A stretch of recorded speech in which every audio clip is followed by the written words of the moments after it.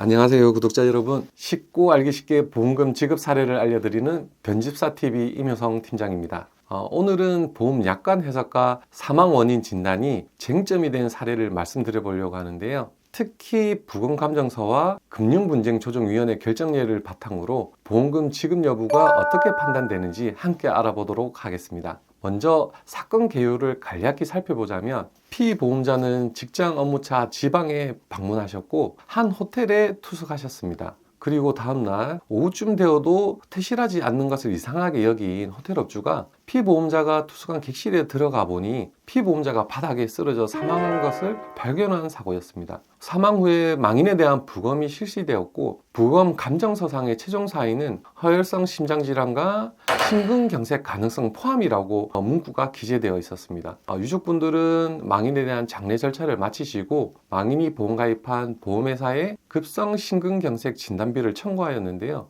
이는 결국 보험회사와 분쟁으로 이어졌습니다. 여기서 어떤 쟁점이 있었는지 자세히 살펴보자면 이 사건 보험약관에 따르면 심근경색증은 특정한 진단 방법을 기초로 해야 인정받을 수 있습니다. 그중 심전도, 심장 초음파, 관상동맥 촬영술, 혈액중 심장 효소 검사 등의 전문의 진단 방법이 필요하다고 규정되어 있고요. 그리고 해당 약관에는 이런 조건도 기재되어 있습니다. 피보험자가 사망하여 전문의 진단 방법을 기초로 할 수 없는 경우에는 사망 전 급성 심근경색증 진단 또는 치료를 받았음을 입증할 문서가 있어야 한다고 명시되어 있습니다. 이 사건에서의 쟁점은 부검 감정서가 약관상 전문의 진단 방법을 대신할 증거로 인정될 수 있는지 여부와 부검 감정서에 기재된 부분이 급성 심근경색증의 확정 진단으로 볼 수 있는지 여부가 쟁점이라 할 수 있었습니다. 이와 유사한 금융분쟁조정위원회의 조정결정례가 있는데요. 이 조정결정례를 살펴보면 부검이 보험약관의 전문의 진단 방법을 대신할 진단으로 인정될 수 있다고 결정한 사례가 있고요. 약관 후문의 진단은 생존자를 전제로 하지 않는다고 결정하였습니다.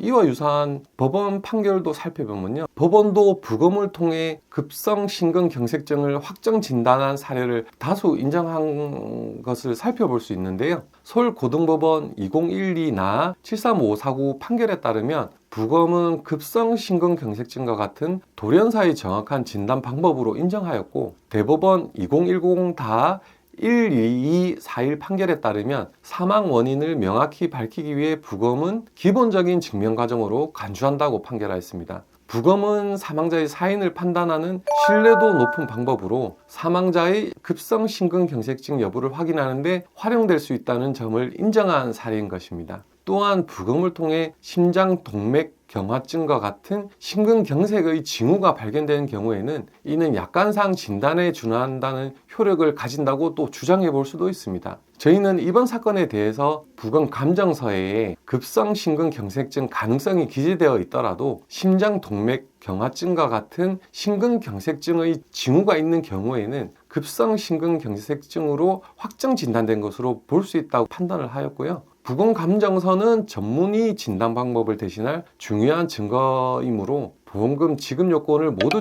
충족하고 있다고 보았습니다. 그래서 보험금 전액을 지급하여야 한다는 의견서를 작성해서 보험회사에 제출하였습니다. 그리고 보험회사는 이를 심사한 후에 급성 심근경색 진단비 전액을 유족에게 지급하였습니다. 오늘 사례에서 알 수 있듯이 보험 분쟁에서는 약관의 해석과 부검 감정서의 중요성은 매우 큽니다. 만약 유사한 상황에서 보험사와 분쟁이 직면했다면 전문가의 조언과 이와 관련된 판례, 조정 결정례를 적극 활용하는 것이 중요합니다. 오늘 내용이 도움이 되셨다면 구독과 좋아요 잊지 마시고 다음에 더 유익한 사례로 찾아뵙도록 하겠습니다. 감사합니다.